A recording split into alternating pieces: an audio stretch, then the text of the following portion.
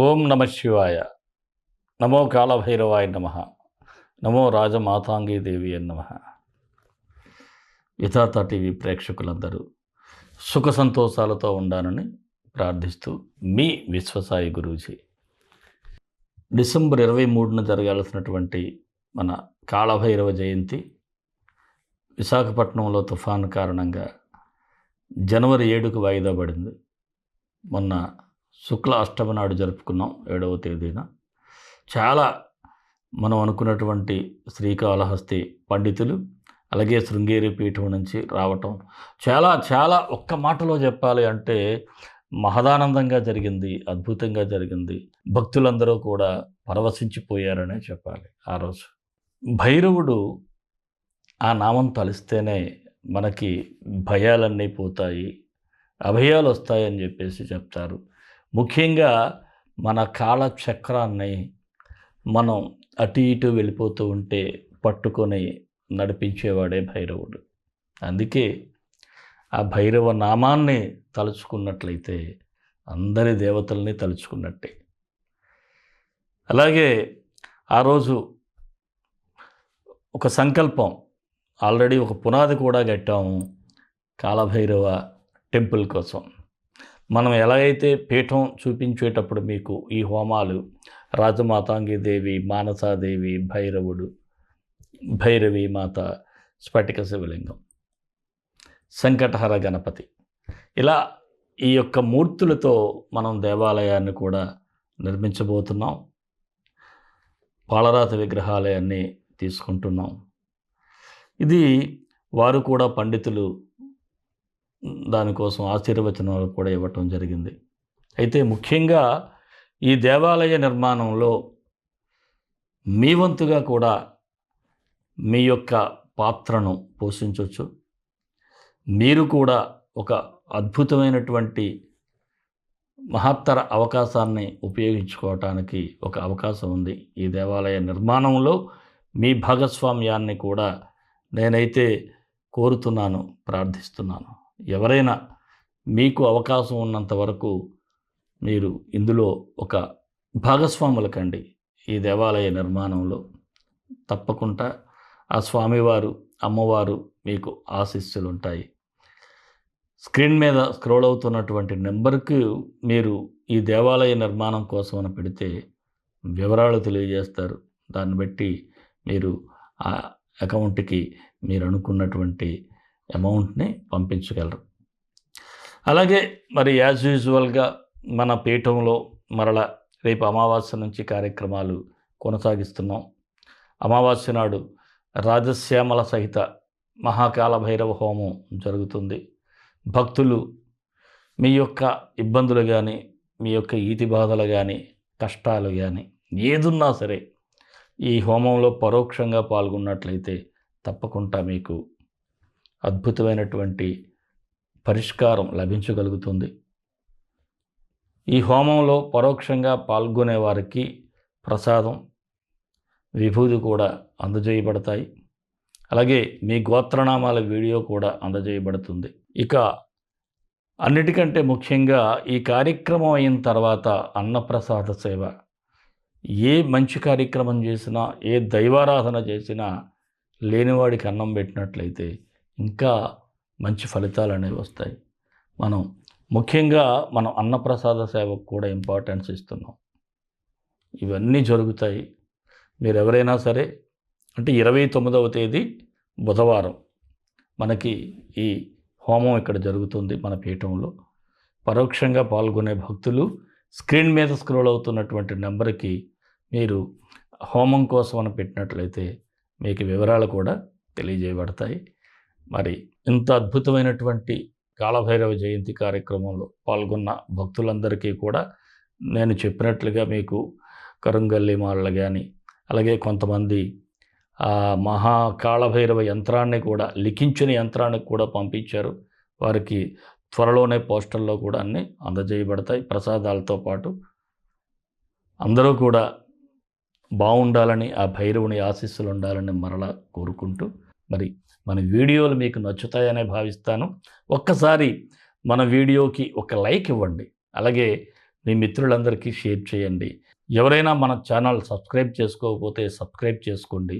మరొక్క మాట ఏమిటంటే, చాలామంది గురువుగారు పరిహారాల సంగతి ఏమిటని అడుగుతున్నారు. అంటే నాకు అర్థమైంది ఏంటంటే, మీరు వీడియో పూర్తిగా చూడట్లేదు. మీరు వీడియో పూర్తిగా చూస్తే ప్రతి ఈ పక్షం రాశి ఫలాలకి పరిహారాలు ఇస్తున్నాను. ఆ మంత్రం చదువుకుని నేను చెప్పినట్లుగా చేస్తే మంచిగానే ఉంటుంది. అందువలన వీడియో చివరి వరకు చూడండి, పరిహారాలు మీకు కనిపిస్తాయి. మరొక్క మాట ఏమిటంటే, భైరవ శక్తి ఛానల్ ఉంది. త్వరలోనే అందులో ఒక దైవ సాధన, అంటే మన భైరవ సాధన ఎలా చేయాలి ఏమిటనే విషయాల మీద ఇంటర్వ్యూస్ కూడా రాబోతున్నాయి. మీరందరూ కూడా త్వరగా ఆ ఛానల్ కూడా సబ్స్క్రైబ్ చేసుకొని ప్రతి ఒక్కరూ చూస్తే ఇంకా బాగుంటుందని మనస్ఫూర్తిగా కోరుకుంటూ మరి రాశి ఫలాల్లోకి వెళ్ళిపోదాం. కర్కాటక రాశి జనవరి 16 నుంచి 31 వరకు ఈ రాశి వారికి సూచనలు, సలహాలు.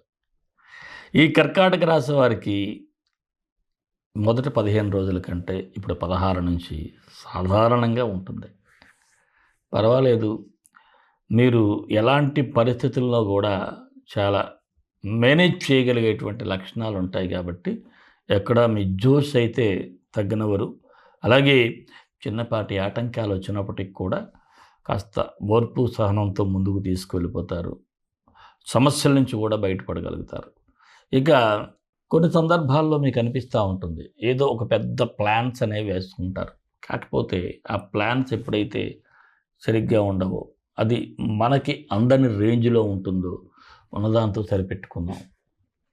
ఎందుకు అనవసరంగా బుర్రపాడు చేసుకోవటం, తలనొప్పి ఎందుకు, ఇలాంటి ఆలోచనలు చేసి ఎక్కడికక్కడే అడ్జస్ట్ అయిపోతూ ఉంటారు.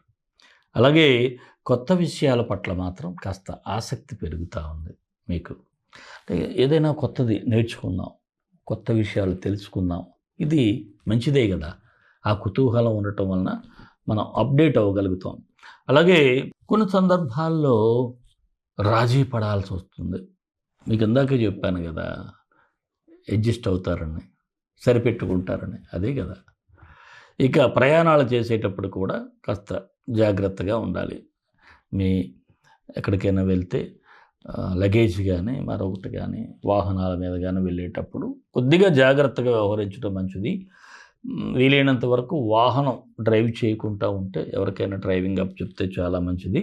అలాగే ఏదైనా ఒక ముఖ్యమైనటువంటి సమాచారం ఉందనుకోండి, అది మీలోనే దాచుకోండి. అంతేగాని తగుదనమ్మా అని నలుగురికి చెప్పారనుకోండి, అతి రహస్యం బట్టబయలులా ఉంటుంది, తర్వాత ఇబ్బందులు పడతారు. ఇక గృహ నిర్మాణ ప్రయత్నాలు కూడా కాస్త ఆలస్య సూచనలు అయితే ఉన్నాయి. రుణ ప్రయత్నాలు అయితే ప్రస్తుతం చేయకపోవటం మంచిది. రుణం ఇవ్వటం మంచిది కాదు, చేయటం అంత మంచిదైతే కాదు. ఇక కోర్టు వ్యవహారాలు అవి ఉన్నవారికైతే ప్రస్తుతం పర్వాలేదు, సానుకూలంగా ఉంది. ఇక విదేశీ ప్రయత్నాలు చేసేవారికైతే పాస్పోర్ట్ వస్తే వీసా రాకపోవటం, ఇలాంటి చిన్నపాటి ఇబ్బందులు అయితే ఎదురవుతూ ఉంటాయి. వివాహ ప్రయత్నాలకు కూడా ఎవరో ఒకరు పొల్లబెట్టేస్తూ ఉంటారు. పాపం దగ్గర వరకు వచ్చిన సంబంధం పోతూ ఉంటుంది. ఇక నిరుద్యోగులకు చిన్నపాటి అవకాశాలు అయితే వస్తూ ఉంటాయి. కాకపోతే కొన్ని అనుమానాలతో వెనక్కి వెళ్ళిపోతూ ఉంటారు. ఇక రాజకీయ నాయకులకైతే కొంత బెటర్గా ఆలోచించాలి మీరు. ఎందుకంటే అడ్వాన్స్డ్గా ఆలోచించకపోతే మీకన్నా మీ ఎనిమీస్ ఒక స్టెప్ ఫాస్ట్గా ఉంటారు. మీ పార్టీలోనే తీసుకోండి, ఎవడో మీ పక్కనే వాడు వచ్చేస్తాడు దూసుకొని, మీరు అడ్వాన్స్గా లేకపోతే. అందువలన జాగ్రత్తగా అడ్వాన్స్గా ఉంటే మీ ప్లేస్ మీకు ఉంటుంది. ఇక ఉద్యోగస్తులకు చూసుకుంటే కొన్ని సందర్భాల్లో మీ పనే మీరు సరిగ్గా చేయకపోయినా అది కొంత సవాలుగా మారి తర్వాత ఇబ్బందులు పడటం ఇలాంటివి జరుగుతూ ఉంటాయి. అలాగే మీ పనుల్లో కూడా కొంతమంది వేలు పెట్టడం, ఆటంకపరచడం జరుగుతుంది. ఇక వ్యాపారస్తులకైతే పర్వాలేదు, బాగానే ఉంటుంది. కాకపోతే ఏదో పెద్ద టార్గెట్ అనుకుంటారు, దానికి రీచ్ అవ్వలేరు. భాగస్వామి వ్యాపారస్తులకైతే సాధారణంగా ఉంది. మీ పార్ట్నర్స్తో మాత్రం మిస్కమ్యూనికేషన్స్ లేకుండా చూసుకుంటే బాగుంటుంది. ఇక షేర్ మార్కెట్ అంతగా కలిసి రావటం లేదు. చిరు వ్యాపారస్తులకైతే శ్రమతో కూడిన లాభాలు వస్తాయి. కళారంగంలో ఉన్నవారికి టీవీ, సినీ కళాకారులకు పర్వాలేదు. విద్యార్థులకు మాత్రం కాస్త జాగ్రత్తగా ఉండాలి. ఏమాత్రం బద్దకించినా పరీక్షల్లో ఫెయిల్ అవ్వటం తప్పదు. అలాగే ఆరోగ్యం అయితే సాధారణంగా ఉంది. గ్యాస్ట్రిక్ ఇలాంటి చిన్నపాటి సమస్యలు కనిపిస్తున్నాయి. అందువల్ల వేళకు ఆహారం తీసుకోవటం, వేడి నీళ్ళు తీసుకోవటం అన్నీ మంచిది. ఇంకా ప్రేమికులకు కూడా ఒకరినొకరు దూరం అయ్యే ఛాన్సెస్ లేకుండా జాగ్రత్త పడండి. ఇక అనుకూలమైనటువంటి తేదీలు 20, 26, 30.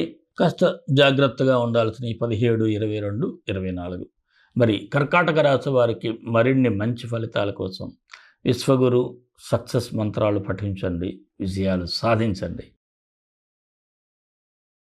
ఈ రాశి వారికి కుజగ్రహానికి, బుధగ్రహానికి, శుక్రగ్రహానికి 3 గ్రహాలకి మంత్రాలు చదువుకోవాలి. అలాగే గోవులకు గ్రాసం పెట్టాలి. కుజుడికి ఓం హుం శ్రీ మంగళాయ నమః. బుధుడికి ఓం గజధ్వజాయ విద్మహే సుఖహస్తాయ ధీమహి తన్నో బుధః ప్రచోదయాత్. శుక్రుడికి ఓం సుం శుక్రాయ నమః. ఈ 3 మంత్రాలు డిస్క్రిప్షన్లో ఇవ్వడం జరుగుతుంది. ఒక్కొక్కటి 18 సార్లు ఉదయం సాయంత్రం చదువుకోండి. ఈ మంత్రాలు చదువుకున్న వారికి అద్భుతాలు జరుగుతాయి. అలాగే మన ఇష్టదైవం కాలభైరవుడు, కాలభైరవ గాయత్రి.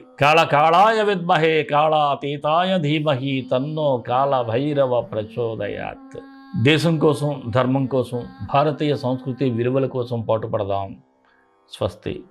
సర్వే జనా సుఖినో భవంతు. లోకా సమస్తా సుఖినో భవంతు.